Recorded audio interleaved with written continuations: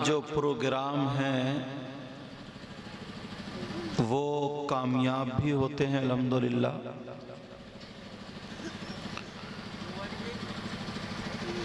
और जलसा जो होता है, प्रोग्राम जो होते हैं जितने भी, इनका करना सुनना बैठना सब कार्य खैर है अल्हम्दुलिल्लाह, अच्छा काम है, बेहतर है, सवाब का काम है। मगर जो बुनियादी काम है वो ये है कि आपकी इस बस्ती में आज हुफ़ाज़ की शक्ल में दीनी और इस्लामी 5 फूल खिले हैं। सुभान अल्लाह, बेशक बेशक।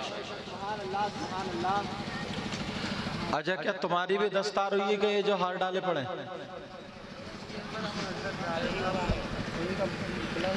अच्छा बेटा, अब थोड़ी देर तवज्जो। ये बुनियादी काम है। हम जो यहाँ पर बैठ करके आज बोल रहे हैं और शाकारे तरन्नुम, शायर इस्लाम, मद्दाह खैरुल अनाम, गुलामे नूर मुजस्सम जो पढ़ रहे थे, या खतीब हिंदुस्तान हज़रत अल्लामा व मौलाना मुफ्ती हम्माद साहब क़िबला जो तकरीर कर रहे थे, उनका भी एक दिन यही था जो आज इन बच्चों का है। पता नहीं कौन इनमें मुफ्ती हो, कौन इनमें मुक़र्रिर हो, कौन इनमें आलिम हो। हाफिज तो अल्हम्दुलिल्लाह हो ही गए। जो सच्ची बात है और अच्छी भी है, ये रनियापुर का मदरसा है, पढ़ाने वाले शायद आप भी हैं, हाफिज शहजाद साहब, और भी लोग होंगे शायद, एक दो जो भी हों। बच्चे जब यहाँ रह रहे होंगे तो खाना भी खा रहे होंगे, घर पे तो खाते हैं ना, हाँ, तो खाना भी खा रहे होंगे। खाना खिलाने वाले, क्योंकि मदरसे में तो इंतजाम है नहीं, आपके इनके उनके घर पे खा रहे होंगे, यही तो है ना। जिसकी फैमिली में 5-7 लोग होते हैं, इतना खाना बच जाता है कि एक शख्स आराम से खा ले। बोलो बचता नहीं बचता? मगर आपको पता है, ये मदरसे का बच्चा अगर आपके यहाँ खा करके हाफिज कुरान जब हो जाता है ना, तो अल्लाह ताला जन्नत में इसको हुक्म देता है, पढ़ता जा और आगे बढ़ता जा। फिर वो कुरान याद दिलाता है, वो कुरान याद दिलाता कि फलां के घर तुमने खाना खाया था, उसको भी यहां पर लेकर के आओ। ये बुनियादी काम है। आज लोग जो दुआएं कराते हैं, तवज्जो रखना, औरतें वहीं पर रुक जाएं, औरतें लेडीज वहीं पर ठहर जाओ, पीछे हटो, पीछे अब बहुत हो गया, चलो पीछे हटो। 1-2 कमेटी वाले यहाँ रहना चाहिए थे, मगर लग रहा है कमेटी वाले सो गए, मुझे लगता है, या फिर वो इधर उधर घूम रहे हैं, समझे? या तो फिर ऐसा करो, तकरीर वगैरह खत्म करा दो, आधा घंटा ये मेला ही लगा लो, या तो फिर ऐसा करो। कमेटी वाले अगर मेरी आवाज सुन रहे हैं तो 1-2 यहाँ आगे खड़े हो जाए, और अगर सो गए हो तो उनके लिए दुआ कर रहा हूं। इमाम साहब भी बेचारे लगे पड़े, शायर साहब पढ़ते पढ़ते थक गए, 2 और कलाम पढ़े, साफे भी 10 मिनट के बाद आए। हाफिज साहब पहले, जबकि तैयारी पहले रहना चाहिए, स्टेज सजाना, ये जलसा करना बड़ा नाजुक मामला होता है, बहुत ज्यादा नाजुक। समझ में आ रही बात? तवज्जो रखें। बड़ी बड़ी दूर से लोग आते हैं और बड़ी बड़ी मेहनत से बुलाया जाता है। अगर खाली वक्त जाया करना तो मैं खामोश हो जाता हूँ, बैठ जाता हूँ, आधा घंटा तुम हंगामा कर लो, उसके बाद तकरीर हो जाएगी, ठीक है? या फिर तकरीर सुनना है तो आराम से बैठ जाओ, आराम से बैठ जाओ। तवज्जो है? तो बात ये चल रही थी, लोग दुआएं करते हैं रिज़्क़ की। किसकी दुआएं करते हैं? खैर और बरकत की। किसकी दुआएं करते हैं? कि हमारे घर में खैर और बरकत हो, रिज़्क़ की फरावानी हो, कारोबार अच्छा चले। यही तो, बलाएं टल जाएं, मुसीबतें टल जाएं, आफतें टल जाएं, बलाएं खत्म हो जाएं, यही तो मतलब होता है। मगर अल्लाह के रसूल सल्लल्लाहु ताला अलैहि वसल्लम जो फरमा दे वो हक और सच है। ओ बेटा, ओ बच्चे टोपी, ओ बच्चे कहाँ जा रहे? कहाँ जा रहे थे? बैठो यहीं बिठा लो इनको, बैठ। तुम तो मदरसे में पढ़ने वाले हो ना, तो तुम्हारा सुन भी सकता हूँ मैं यहाँ बुला के, ये भी याद रखियो। पढ़ाई छोड़ दी? तभी तो भाग रहे हैं, मत जलसा भी छोड़ रहे हैं। अल्लाह के रसूल ने फरमाया, अगर मदरसे का बच्चा पढ़ने वाला, ये जो 4-5 बच्चे फारिग हुए ना, तवज्जो रखना, मदरसे का बच्चा पढ़ने वाला या कोई आलिम अगर किसी के घर में जाकर के दुआ कर दे, तवज्जो रखना, या किसी बस्ती के कब्रिस्तान से खाली गुजर जाए, दुआ भी ना करे, कुछ पढ़े भी नहीं, खाली गुजर जाए, जैसे ये बच्चे हाफिज कुरान, मदरसे का पढ़ने वाला बच्चा अगर खाली गुजर जाए, तो मैं नहीं कहता, कोई मौलाना नहीं कहते, नबी फरमाते हैं। और पूरी दुनिया गलत हो सकती है मगर नबी का फरमान गलत नहीं हो सकता। नबी फरमाते हैं, आका फरमाते, अगर कोई आलिम या तालिब इल्म किसी बस्ती के कब्रिस्तान से खाली गुजर जाए, तो उसके गुजरने की बरकत ये होगी, अल्लाह ताला कब्रिस्तान से 40 दिन के लिए उस मुर्दों से अजाब उठा लेता है। सुभान अल्लाह, सुभान अल्लाह। 40 दिन के लिए अजाब उठा लेता है। और अगर जिसके लिए दुआ कर दे तो उसका आलम क्या होगा? जिसके लिए क्या कर दे, बोलो, दुआ कर दे तो उसका आलम क्या होगा? अल्लाह अल्लाह, जरा और सुनो, जैसे कुरान शरीफ, तवज्जो रखना, क्या बोलो, उसका देखना इबादत, कुरान शरीफ का देखना क्या, बोलो। अब जरा नबी से पूछो, आका से पूछो, आका आप बताएं कितनी चीजें देखना इबादत है? कितनी चीजों को देखना इबादत है? तो नबी फरमाते हैं 5 चीजें ये अल्लाह की इबादत में से आती हैं। कितनी चीजें, बोलो। उनमें से एक, कम खाना। जो लोग खाते खाते आते फाड़ लेते हैं, पेट निकल गए आगे को, और सोचते ही नहीं, समझते ही नहीं, अनाप शनाप खाता जा रहा और पेट फटे या कुछ हो। नबी फरमाते हैं, कम खाना इबादत, किल्लतुत तआम, तवज्जो, क्या बोलो, किल्लतुत तआम, कम खाना इबादत। और नंबर 2, मस्जिद में बैठना इबादत। नंबर 2 तो ये हो गया, और नंबर 3, खाने काबा को देखना इबादत। और नंबर 4, कुरान पाक को देखना इबादत, और नबी फरमाते वन नजरु इलल आलिम, आलिम का देखना ये भी इबादत। खाली देखना, कुछ पढ़ना नहीं, कुछ नहीं करना, खाली देखना।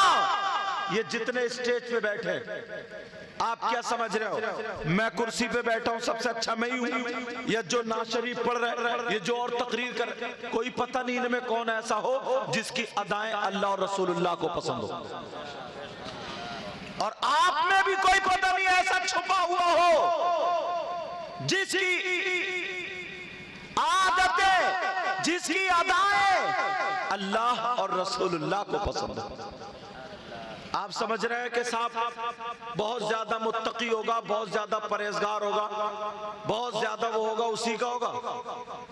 एक सैयद साहब थे, आले रसूल थे, नबी के शहजादे थे, सैयदों का कितना मर्तबा। उनका नाम सैयद अहमद कबीर रिफाई है, अबुल ओलाई सिलसिले के पाए के बुजुर्ग, अल्लाह के वली। उनसे पूछा गया, जो आज तुम बदनज़मी तुम नहीं कोई भी अगर करे, उनसे पूछा गया आप सैयद साहब हैं, तहज्जुद भी पढ़ते हैं, नमाज भी पढ़ते हैं, कुरान पढ़ते हैं, बहुत परहेजगार हैं, मुत्तकी हैं, सब कुछ करते हैं, ये बताएं आपको विलायत कैसे मिली, आप वली कैसे बने, ऊंचे मकाम पर कैसे पहुंचे? तो उन सैयद साहब ने ये नहीं कहा कि मेरी रगों में हजरत अली का खून है, ये नहीं कहा मैं रातों रात कुरान पढ़ता हूं, ये नहीं कहा मैं बहुत ज्यादा इबादतें करता हूं, जबकि करते थे। फिर क्या है का बेटा सुनो, मेरी एक अदा अल्लाह को पसंद आ गई। का क्या अदा? सुनने की बात की आवाज नहीं आनी चाहिए। एक अदा पसंद आ गई। का क्या अदा? का सुबह सुबह मैं नमाज पढ़ने के बाद जब घर गया तो मेरा दिल थोड़ा सा घबराने लगा, परेशान। मैंने सूरह यासीन पढ़ी और पानी पे दम किया, 3 सांसों में पानी पी लिया। पीने के बाद फिर भी मेरा दिल थोड़ा मुतमईन हुआ, मगर फिर भी अंदर से खिंच रहा था। मैंने सोचा चलो घर से बाहर निकलूं, थोड़ी सी ठंडी ठंडी हवा ले लो। वो आले रसूल कहने लगे बेटा सुनो, जैसे ही मैं घर से बाहर निकला तो मैंने देखा एक कुत्ता था। कुत्ता कोई और नहीं था, कुत्ता था। कौन कुत्ता? जो अगर उसका थूक लग जाए तो तुम्हारे कपड़े नापाक हो जाए। गीला कुत्ता, भीगा हुआ कुत्ता, अगर तुम्हारे कपड़े उससे लग जाए तो कपड़े नापाक हो जाते। वो कुत्ता आले रसूल कहने लगे उसकी जबान बाहर थी, बाहर थूक निकल रहा था, परेशान था, पाए पाए कर रहा था कोई मुझे मिल जाए। बहुत ज्यादा परेशान, बहुत तकलीफ में। इनके पास गया, इन्होंने लात मार के भगा दिया, उनके पास गया, डंडा मार के भगा दिया, उन्होंने कहा हट हट करके भगा दिया। कोई उस कुत्ते को नहीं देख रहा, उसकी जबान होती तो कुछ कहता। अल्लाह अल्लाह। वो सैयद साहब बोले मैंने बहुत कुरान पढ़ा, ये नहीं कहा उन्होंने। कहा वो कुत्ता मैं देख रहा हूं, परेशान था, मेरी तरफ को आया, मैंने भी कपड़े ऐसे समेट लिए ताकि कुत्ते का थूक ना लग जाए, मगर मेरी नजर पड़ गई उसकी गर्दन पे ना, यहाँ पे जख्म था, ऐसे ऐसे कर रहा था और उसमें कीड़े बिलबिला रहे थे। क्या थे बोलो? कीड़े बिलबिला रहे थे, कीड़े। तवज्जो, कीड़े बिलबिला रहे थे। वो आले रसूल जिनका दुनिया हाथ चूमती थी, जूती उठाते थे, जिनसे लोग दुआएं करते थे, इन्होंने कुत्ते को पुचकारा, ऐसे किया, कुत्ता दुम हिलाने लगा, थोड़ा सा लचने लगा और दुम हिला करके की करने लगा कि अब मुझे कोई इंसान मिल गया। कौन मिल गए बोलो? कुत्ता दुम हिला के थोड़ा सा बैठा। अब ये दुआ करने लगे, या अल्लाह तू मेरी मदद कर दे ताकि मैं इस कुत्ते के कीड़े निकाल दूं, ये जो जख्म में कीड़े ये खत्म कर। कैसे करूं? वो आले रसूल दुआ कर रहा, मौला मेरी मदद फरमा। कपड़े समेटे हुए इधर देखा इधर देखा, एक बारीक तार मिल गया, लोहे की तार। उन्होंने ऐसे करके मोड़ के उसकी चिमटी बना ली और चिमटी बना के कपड़े समेट के खड़े हुए ऐसे करके, और एक हाथ से कुत्ते की तरफ ऐसे किया, कुत्ता आराम से, और एक हाथ से कीड़ा उठा के ऐसे रख दिया। फिर दूसरा कीड़ा, तीसरा कीड़ा, चौथा, सारे कीड़े निकाल दिए।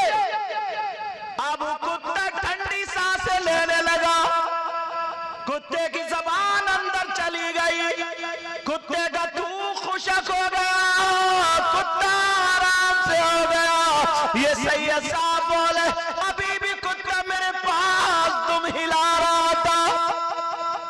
बोले मैंने देखा इधर दूब घास खड़ी थी, उसको उखेड़ के ऐसे करके एक पत्थर पर रख के दूसरे पत्थर से कुचल के इतनी बड़ी टिकिया बना ली जो उसकी गर्दन पे आ जाती। वो टिकिया उस पर रख दी, मगर बांधे का ऐसे तहमत बांधे हुए थे, लुंगी पहने थे, उन्होंने चीर फाड़ी और कुत्ते के बांध दी। अब सैयद साहब से पूछो, सैयद साहब तुम्हें करामत कैसे मिली, विलायत कैसे मिली? उन्होंने ये नहीं कहा मैंने तहज्जुद की नमाजें बहुत पढ़ी, बेशक वो पढ़ते थे, मैंने कुरान बहुत पढ़ा, बेशक वो पढ़ते थे, मैंने बहुत ज्यादा नेक काम किए, बेशक वो करते थे। वो सैयद साहब कहने लगे मैं कुत्ते के काम में आ गया और कुत्ते की मैंने मदद कर दी। जैसे जैसे कुत्ते का जख्म भरता गया, अल्लाह ताला मुझे विलायत अता करता गया। एक कुत्ते की मदद करने पर। अब गिरेबान में झांकियो, गिरेबान में झांको, कितने लोगों की तुमने मदद की है? कभी देखा तुम्हारे बच्चे तो आराम से सो रहे, हॉस्पिटल में कितनों के बच्चे चीख रहे हैं, चिल्ला रहे हैं। कभी तुमने देखा पड़ोसी के घर में कुछ बना है या नहीं बना? दिखावे के पीछे चल पड़े, दिखावे के पीछे चल पड़े।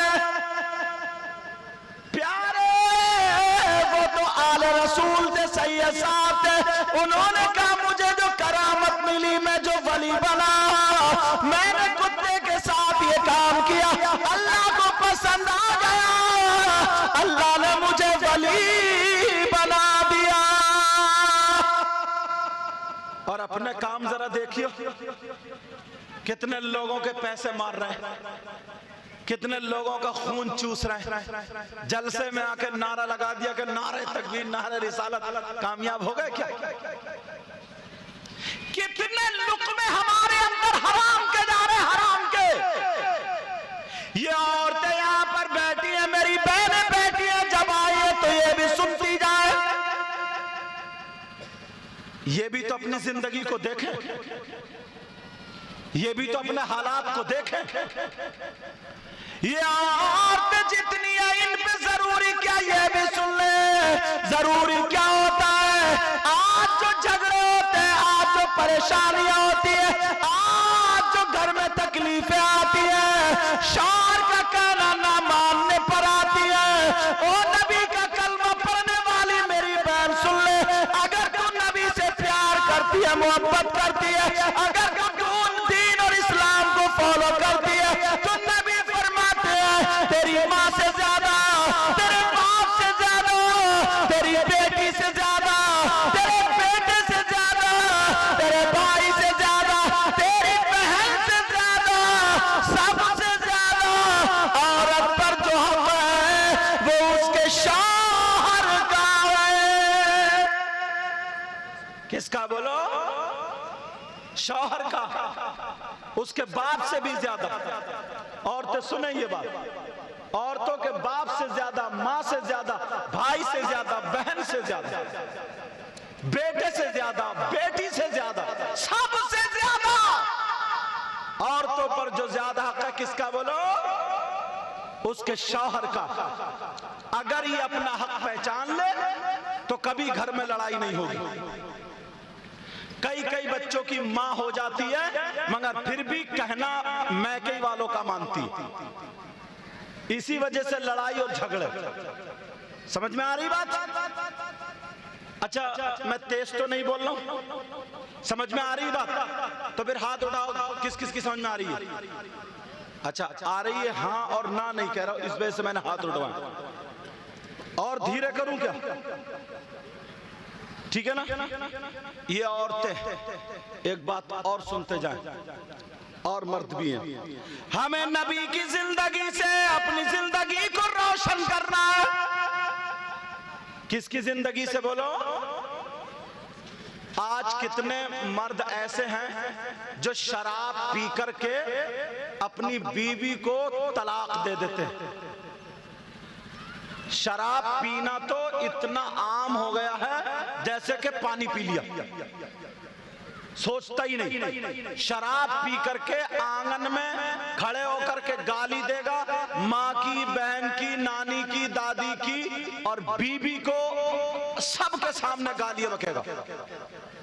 अंदाजा लगाओ शराब पीने वाला उसके मुंह से कितनी बदबू आती है, तो वो बीबी उसे कैसे बर्दाश्त करेगी?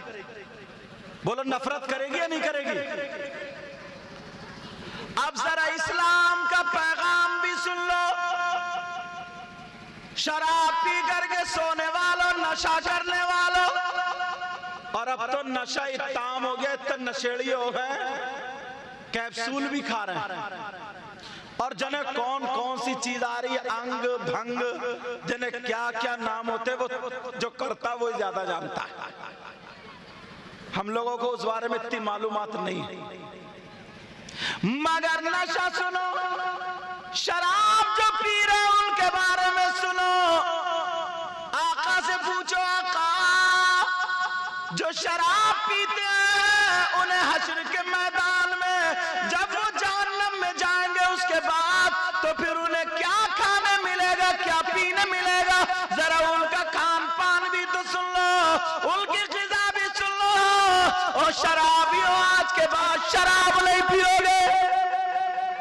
उनकी ग़िज़ा जानते हो? क्या बताऊं? सुनना चाह रहे हो? अल्लाह, जो मर्द और औरतें गलत काम करते हैं तो उनकी शर्मगाह सड़ जाएगी। शर्मगाह समझ रहे होगे? सड़ जाएगी। सड़ना समझ रहे? जैसे कोई हाथ वगैरह सड़ जाता, यही तो बोलते ना यहाँ पे। उनकी शर्मगाह सड़ जाएगी, उसमें खून और पीप और कचलऊ, वो गंदा मैल सब पड़ जाएगा। उनके पेट हो जाएंगे जैसे घड़े, मटके, उन्हें पेशाब लगेगा। तो जब वो पेशाब करेंगे या करेंगी तो उस पेशाब के साथ खून, कचलऊ, पीप, मैल, गंदा पानी, पेशाब, ये सारी चीज बह करके एक गड्ढे में जमा हो जाएगी। अब शराबी को इतनी प्यास लगेगी, इतनी प्यास, शराबी जो है पानी मांगेगा, नशा करने वाला पानी मांगेगा। तो नबी फरमाते उस शराबी को वही पीप, खून, पेशाब और कचलऊ, वही उसको पिलाया जाएगा। अल्लाह मेरी तौबा। आज जो लोग बॉडी बना रहे हैं ना, बॉडी, कुछ लड़के भी हैं कि बियर पी रहे हैं, बियर, और जिम जाते हैं तो वो नशे की चीजें खाते हैं, शराब पीते हैं। बहुत जलसे में अगर कहते हैं कि हम सब हजरत इमाम हसन को भी चाहते, हजरत इमाम हुसैन पाक को भी चाहते। अरे यजीद जो था कलमा गो था या नहीं था? बोलो, यजीद कलमा गो था। कलमा पढ़ता था, मगर हुसैन ने उसके हाथ में हाथ नहीं दिया। क्यों? शराबी तय्यू तेरी मेरी बहन बेटियों के साथ गलत हरकत करता था, सारे गलत काम करता था, जायज नाजायज सब करता था। हुसैन पाक ने अपने बच्चों को कटवा दिया, बच्चों को दे दिया। सारे लोग जानते हैं बच्चे कितने प्यारे होते हैं, दौलत उड़ा देता, घर बेच देता बच्चों की खातिर, मगर हुसैन पाक ने अपने बच्चों को दे दिया। मगर शराबी से राजी नहीं हुए, शराबी के हाथ में हाथ नहीं दिया। तो जब करबला के मैदान में कल हुसैन पाक शराबी से राजी नहीं हुए थे, तो आज 1400-1500 साल के बाद कितने नारे लगा ले, इस शराबी से भी राजी नहीं हो सकते, इस शराबी से भी राजी नहीं हो सकते। कभी सोचा है? दूसरी चीज आती है जुआ। क्या आता बोलो? सट्टा। कितने लोग हराम खाते हैं, हराम, दूसरों का माल हड़प लेते हैं, जिसके ले लिए उसके दिए ही नहीं। ये चीजें आम है, इसलिए वो बता रहा हूं। ये चीजें काफी चल रही है। मेरे पास, तवज्जो रखो, मेरे पास 10 लाख रुपए हैं, तो मैंने मार्केट में बांट दिए। 50,000 इन्हें, 10,000 इन्हें, 20,000 इन्हें। 3 महीने के बाद या 6 महीने के बाद 50 वाले से 60 लेना, या जितने भी तय हो जाए बढ़ती करके उतने लेना। एक शाम मिले मुझे कोटा में, उन्हें पता चला कि सैयद साहब है, बड़े हाथ ऊंचू में उन्होंने 500 का नोट दिया और कहने लगे हजरत दुआ करियो। मैंने कहा काय के लिए करूं? तो बोले वैसे कारोबार बहुत अच्छा चल रहा है। मैंने कहा क्या करते हो? बोले मैं कुछ नहीं करता हूं, मैं तो आराम से लेटा रहता हूं। तो मैंने कहा फिर तुम्हारे बच्चे करते होंगे? बच्चे क्या करते हैं? बोले बच्चे भी नहीं करते। मैंने कहा फिर? तो बोले 2 करोड़ रुपया, 2 करोड़ मार्केट में अपने ही घूम रहा। अरे ये हराम है, हराम। कब तक हराम खाओगे? हराम का लुकमा अगर खाओगे तो उसी लुकमे से तुम्हारा खून बनेगा, और एक दिन एक लुकमा हराम का खाने से 40 दिन की दुआएं कबूल नहीं होंगी। कितनी इमाम के पीछे आमीन आमीन आमीन आमीन।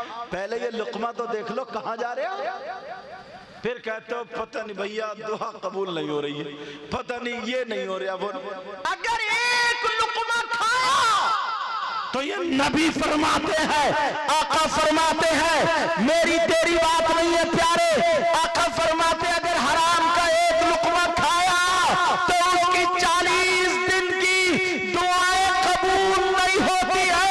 लिहाजा हमें देखना पड़ेगा हराम है कि हलाल है। हर लुकमे का तुम्हें हिसाब किताब देना पड़ेगा। 10 लाख रुपए मार्केट में तुमने बांट दिए, 10 लाख रुपए मार्केट में तुमने रख दिए, आराम से लेटे हो कि वो बढ़ती करके लाएगा, ज्यादा करके लाएगा। ये जुआ है, ये सूद है, ये हराम है, हराम, सूद है, सूद। और नबी फरमाते हैं, आका फरमाते हैं, प्यारों में तुमसे पूछना चाहता हूं, क्या इतने लोगों में तुमने कोई ऐसा शख्स देखा है जो बेटा अपनी माँ के साथ गलत हरकत करता हो, जो बेटा अपनी माँ के साथ जिना करता हो, जो बेटा अपनी माँ के साथ मुंह काला करता हो? नेपाल के लोगों बताओ, अगर कोई बेटा अपनी माँ के साथ मुंह काला करे, क्या तुम उससे दोस्ती करोगे? क्या तुम उससे रिश्तेदारी करोगे? क्या तुम उसके पास बैठोगे?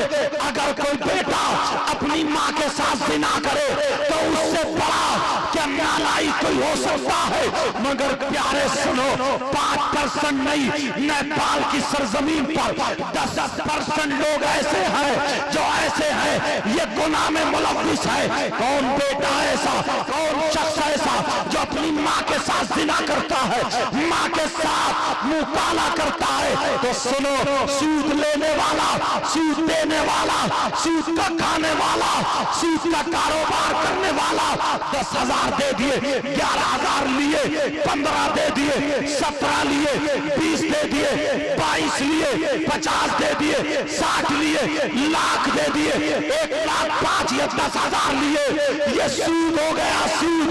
जरा सुनो, सूद के कारोबार करने वालों, नबी फरमाते हैं, आका फरमाते हैं, अगर कोई सूद का कारोबार करता है या लुकमा खाता है तो सूद का गुनाह, उस गुनाह के 70 दर्जे होते हैं।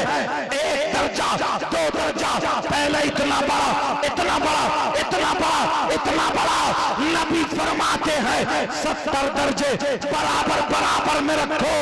उन 70 दर्जों में सबसे छोटा वाला दर्जे का गुनाह और पाप ऐसा है जैसे सगे बेटे का माँ के साथ जिना करना, सगे बेटे का माँ के साथ मुंह काला करना, सगे बेटे का माँ के साथ गलत हरकत करना। और सूद खाने वालों, कारोबार करने वालों, जलसे में आए हो तो आज तुम्हें ये भी ऐद लेके जाना है कि अपने बच्चों को मदरसे में पढ़ाना है, और तुम्हें ये भी लेके जाना है अगर लुकमा खाना है, गोश्त खाओ ना खाओ, चिकन खाओ ना खाओ, मटन खाओ ना खाओ, मछली खाओ ना खाओ, तुम्हारी बिल्डिंग बने या ना बने, दाल से खा लो, चटनी से खा लो, आलू से खा लो, नमक से खा लो, रोटी खा लो, मगर हलाल खिलाओ, हलाल खाओ, हलाल कमाओ। हलाल खाओगे, हलाल खून होगा, दुआ मांगोगे, दुआ कबूल होगी, अल्लाह भी राजी, रसूलुल्लाह भी राजी। दुनिया में रहोगे, गरीब रहोगे, जब जाओगे तो जन्नती बन के जाओ। सुभान अल्लाह, सुभान अल्लाह।